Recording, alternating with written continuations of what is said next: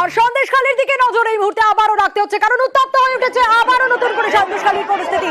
রাজবাড়ির আগ্রাহাটি নতুন করে মহিলাদের বিক্ষোভ।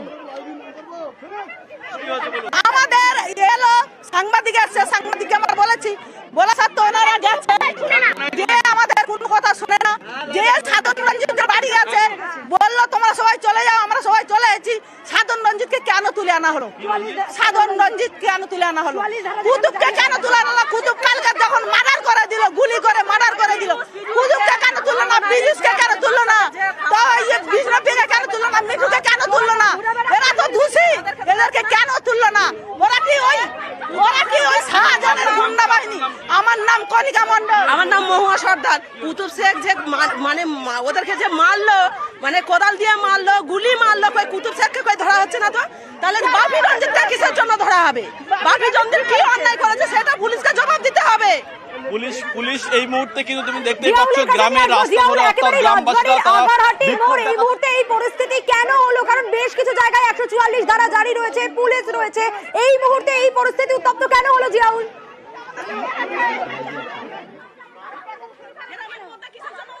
একদম দেখো একেবারে এই কাছারি অর্থাৎ রাজবাড়ি এলাকায় আজকে যখন এলাকার মানুষ অর্থাৎ তারা কিন্তু 144 ধারা জারি রয়েছে, সেখানে পুলিশ হঠাৎ এসে গ্রামবাসীদেরকে অত্যাচার করছে এমনটাই অভিযোগ এবং গ্রামবাসীদেরকে তাদেরকে ধরে নিয়ে যাচ্ছে।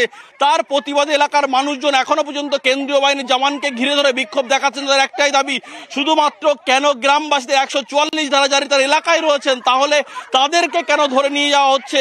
মূলত কেন্দ্রীয় বাহিনীর জওয়ানদের ঘিরে ধরেই বিক্ষোভ দেখাচ্ছেন এলাকার মানুষজন, যে ইচ্ছাকৃতভাবে পুলিশ অনৈতিকভাবে গ্রামবাসীদের কেন। জিয়াউল একেবারে সঙ্গে থাকো, আমাদের আবারও আসছি তোমার কাছে। করে এবং রাস্তায়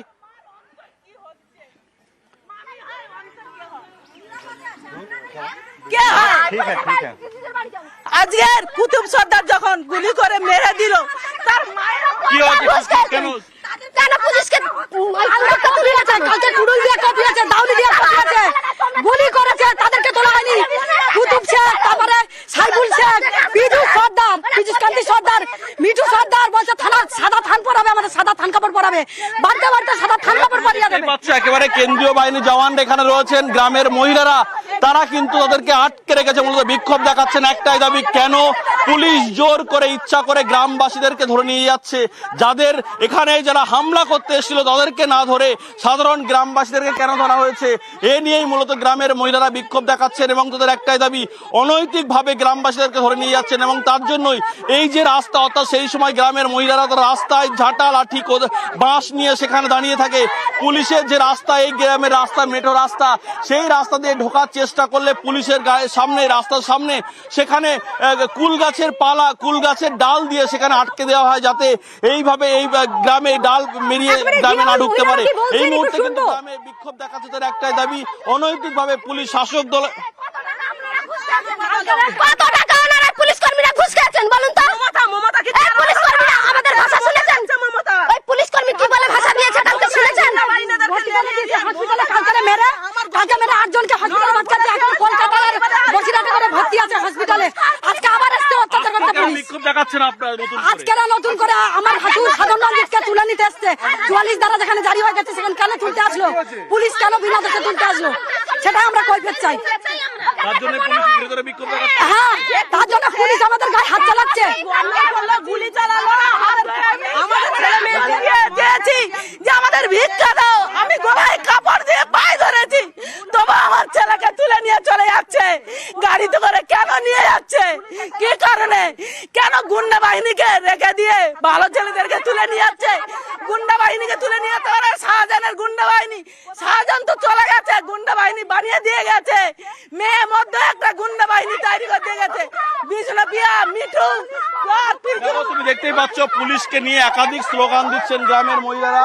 তারা কিন্তু দেখাচ্ছেন যে গ্রামের যে অর্থাৎ এই মুহূর্তে গ্রামের থেকে বেরিয়ে তারা রাস্তায় দাঁড়িয়ে রয়েছেন, সেখানে পুলিশকে নিয়ে একাধিকবার স্লোগান দিচ্ছেন যে পুলিশ শাসক দলের হয়ে কাজ করছে, পুলিশ শাসক দলের গুন্ডাগিরি হয়ে কাজ করছে, এমনটা অভিযোগ তুলে গ্রামবাসীরা বিক্ষোভ দেখাচ্ছেন যে তাদের গ্রামের ছেলেদের যারা এই ঘটনার সঙ্গে যুক্ত না, তাদেরকে বাড়ি থেকে জোর করে তুলে নিয়ে যাচ্ছে। অর্থাৎ এই মুহূর্তে আবার নতুন করে আজকে যখন বিশাল পুলিশ বাহিনী আসে, পুলিশ এসে গ্রামের মধ্যে গিয়ে সেখান থেকে গ্রামের মহিলা পুরুষদেরকে ধরে নিয়ে যাওয়ার চেষ্টা করে, সেই সময় গ্রামের মানুষ প্রতিরোধ শুরু করে এবং এই মুহূর্তে কিন্তু যথেষ্ট উত্তেজনা রয়েছে এই রাজবাড়ি এলাকায়, আগারহাটি এলাকায়, রাজবাড়ি আগারহাটি এলাকায় এই মুহূর্তে যথেষ্ট উত্তেজনা। ঘটনাস্থলে বিশাল পুলিশ বাহিনী রয়েছে, কেন্দ্রীয় বাহিনীর জওয়ানরাও গ্রামের মধ্যে এসেছিল, কিন্তু সেই কেন্দ্রীয় বাহিনীর জওয়ানদেরকে মূলত আটকে রেখে বিক্ষোভ দেখাচ্ছে এলাকার মানুষজন বলে এবং পুলিশ কর্মীদেরকে লক্ষ্য করে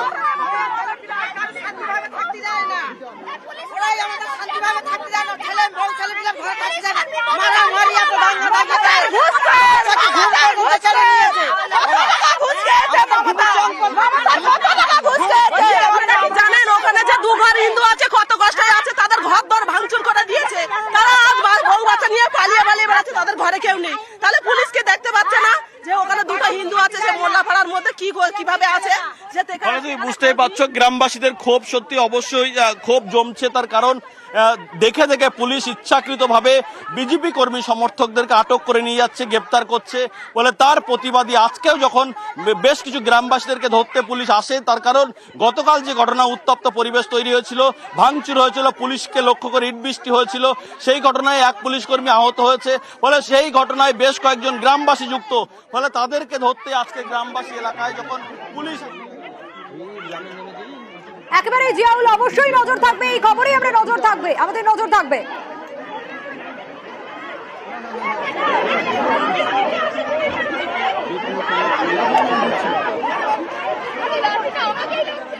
এই পথ ধরে তাকে নিয়ে